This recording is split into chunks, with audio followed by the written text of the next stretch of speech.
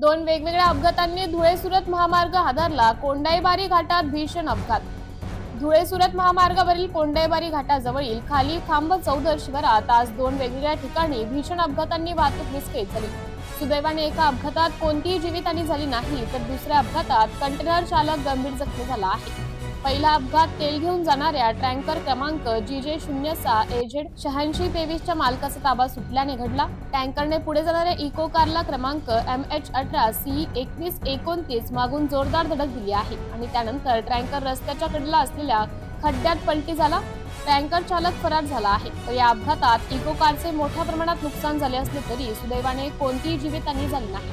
दुसरा अपघात धुळ्याहून सुरतकडे भरधाव वेगाने जाणाऱ्या एका मोठ्या कंटेनर क्रमांक GJ36V 8433 यावरील चालकाला रस्त्यावरील गतिरोधक लक्षात न आल्याने त्याचा अचानक ब्रेक लावला.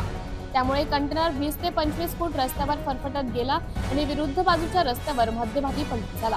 या अपघातात कंटेनर चालक गंभीर जखमी झाला. त्याला तात्काळ रस्त्यावरच्या अपघातग्रस्तांना 24 तास विनामूल्य सेवा देणारी नाणेसधामाच्या रुग्णवाहिकेचे चालक सुरेश वसावे यांच्या मदतीने विसरवाडी येथील ग्रामीण रुग्णालयात उपचारासाठी दाखल करण्यात आले आहे. या अपघातामुळे महामार्गावर काही काळ दोन्ही बाजूंनी वाहतूक विस्कळीत झाली होती. स्थानिक प्रशासन घटनास्थळी पोहोचून परिस्थिती नियंत्रणात आणली. MDTV न्यूज साठी नंदुरबार जिल्हा प्रतिनिधी अमोल भावसार यांचा विशेष अहवाल.